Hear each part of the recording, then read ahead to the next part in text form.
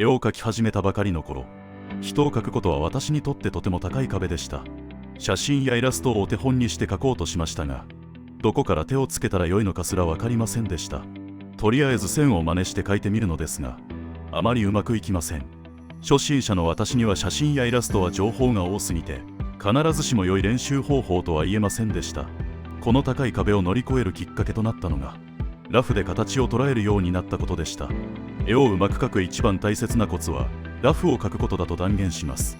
これは線を似せて描くよりも大切なことです。ラフはシンプルな基本形を組み合わせて描く一番最初の下書きです。球、楕円体、円柱、そして箱などがラフの基本形となります。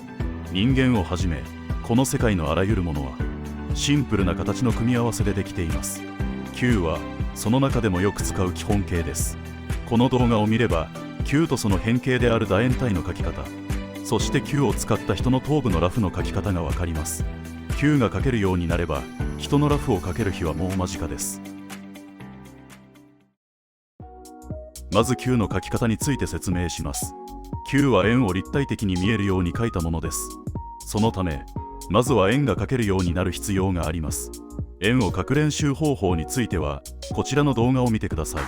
ラフで使う球の描き方は単純です。まずはベースとなる円を描きます。円はぐるぐると重ねて描いて形を整えておきましょう。円が描けたら、そこに補助線を描き加えます。まず、球を横に2分割する線を1本。地球で言えば、赤道の位置です。さらに球面に沿うように曲線を2本描きます。この線は地球で言えば、経線です。この曲線を引くのが、球を描くときの一番難しいところです。曲がる角度がきつすぎたり、緩すぎると球に見えません。コツは、球の真ん中に縦の直線を描き、球の外側の曲線と直線の間くらいの曲がり方の曲線を描くことです。これはボールに線を引いてみると理解しやすいです。球の真ん中に近づくほど曲線が直線に近くなっていくのがわかります。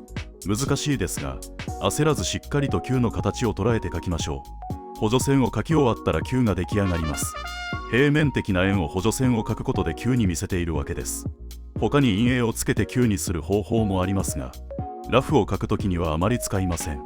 補助線は球を8分割するイメージで描くと良いでしょう。球は人の頭や顔を描くときの土台となる形です。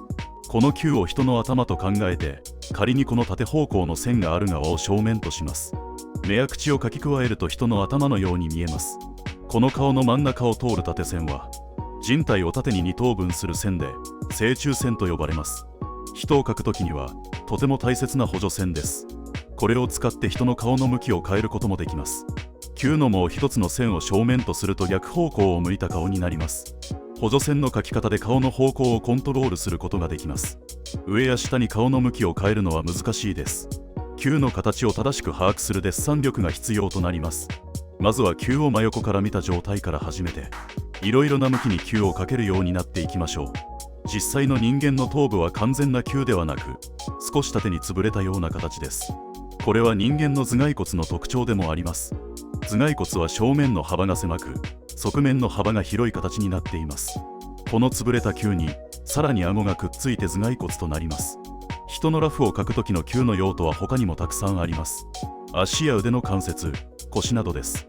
球を使ってラフを描くことは、絵を立体的に表現する基礎となります。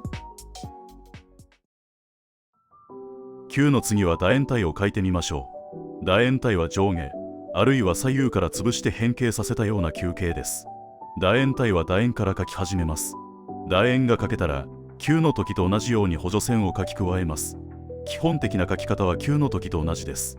楕円体の補助線は球よりもさらに描くのが難しいと思います。難しければ、球をある程度描き慣れてから練習し始めても大丈夫です。補助線を描き終わると楕円が楕円体に見えるようになります。ラフを描くときには、少し変形させた楕円体を使います。不定形な塊ともいえる形状です。人の胸部などはこの形を使うと描きやすいです。潰れた球形である人の頭部も本来は楕円体に近い形です。最後に球を使って人の頭部のラフを描いてみましょう。楕円体を使っても良いのですが、頭のラフは描きやすい球から描くことが多いです。なお、ここではアメリカのイラストレーター、アンドリュー・ルーミスの用いた比率や手順を引用します。頭部や人体の比率を知ることは絵を描く上でとても大切な知識です。人体の比率についてはこちらの動画でも解説しています。では改めて頭部を描いていきます。最初に頭部の基礎となる球を描きましょう。一番描きやすいので真横から見た球を使います。この球は紙の真ん中のやや上寄りに描くと良いでしょう。この後この下に顎をくっつけます。球が描けたら赤道と球の頂点のちょうど真ん中に線を引きます。これは紙の生え際の目安になります。ちなみに球の赤道位置は眉を描く目安のラインです。赤道より上の正中線を2分割したら正中線を赤道の交点からまっすぐ下に伸ばします。伸ばす長さは先ほどの赤道から生え際までの長さ2つ分です。終点は顎になります。そして真ん中のラインは鼻の頭の目安となります。眉から鼻の頭、鼻の頭から顎まではだいたい同じ長さになります。ここまで描けたら球の側面を消しゴムで消して平面的に描き直しておきます。頭部が左右から潰れた球形であることの表現です。ここが側頭部となります。側頭部の平面のサイズの目安は下端が鼻の頭のライン、上端が生え際のラインです。側頭部が描けたら顎とつなげます。ここは少し難しいです。顎を側頭部の平面の下側中央のラインと結びます。側頭部の平面の中央ライン下側には耳の下端部が来ます。耳の上側は球の赤道、眉の目安1ラインです。つまり耳は眉から鼻の頭までの間の長さと同じとなります。耳が描けたら鼻を描きます。鼻の頭の位置を目安に描いていきましょう。鼻は顔の表面から高く盛り上がっていることを意識しましょう。鼻が描けたら眉を描きます。目安のラインに合わせて描きますが、眉のあたりも少し高くなります。この部分を鼻球と言います。次に目を描きます。目は鼻や眉に比べてくぼんでいます。眼球は頭蓋骨の眼下という穴に入っているためです。眼下は海賊の旗などでも目立つこの部分です。顔の表面は眉で高くなり、目で落ち込んで、頬のあたりでまた少し高くなります。この顔の表面の特徴も覚えておきましょう。大人の目の位置は頭部の真ん中あたりになります。目の位置は年齢で変わります。子供の目の位置は大人に比べるとかなり低い位置にあります。これは年齢によって頭蓋骨の形が変化するためです。目の位置は頭部の真ん中より下になることはありますが、上になることはありません。目の位置が高すぎると人以外の何かに見えます。目を描くときは特にその位置に注意しましょう。最後に口を描きます。口は鼻と顎の間に位置します。鼻と顎の距離を3等分した上から1つ目のポイントが口を描く目安です。低すぎると締まりのない顔になります。これで人の頭部のラフが出来上がりました。人の頭部にはいろいろなパーツがついていて難しそうに見えます。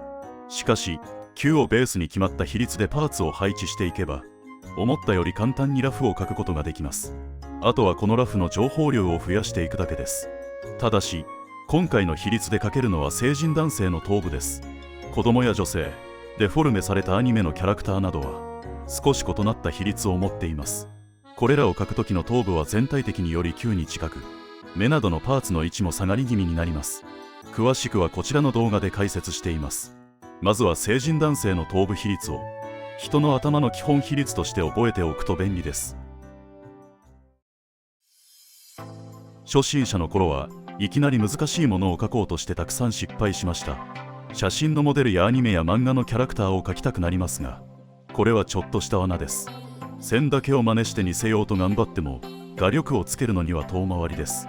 絵を描くとき見るべきものは表面に見えている複雑で多様な情報ではなく、その下に隠れているシンプルな形状です。骨や筋肉も初心者にとってはそれほど重要ではありません。こういったものは後回しにしても大丈夫です。この動画ではかなり丁寧に球の形を描きましたが、ぶっちゃけある程度歪んでいても OK です。大切なのは複雑な形の中にシンプルな形を見つけて、そこから描き始められるかです。何よりも優先すべきは物をシンプルな形で捉える習慣をつけることです。それがあらゆるものを自在に描けるようになる未来へとつながります。